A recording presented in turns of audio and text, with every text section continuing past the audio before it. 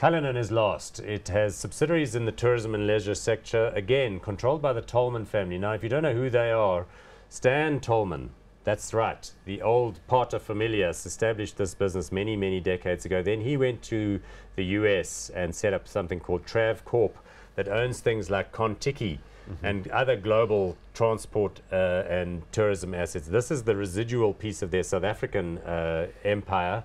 Market capitalization, 885 million rand.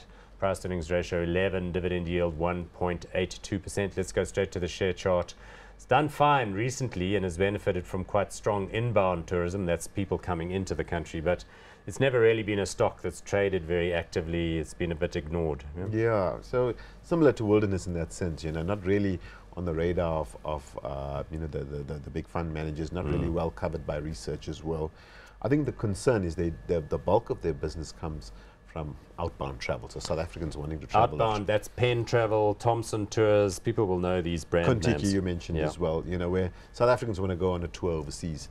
And the big headwind to that is obviously consumption, disposable income for South Africans, which we know has been under pressure for a long time, at least in the last 3 years, as well as the exchange rate. They take a lot of exchange rate risk. They'll have to be a lot more innovative in terms of the sort of products that they're able to offer in order to sustain that sort of business. But again, underlying it all, of course, is that, this is a good business. People will want to do this more, and the family that owns these assets has been around a long time. But again, from a liquidity point of view, perhaps not one to get into, and kind of small too. Yeah, and also, they're going to face the likes of Bookings.com, who's now going to be a big competitor of this. So you're going to go not hot? Not hot for me. No. Yeah, also ditto there. Okay.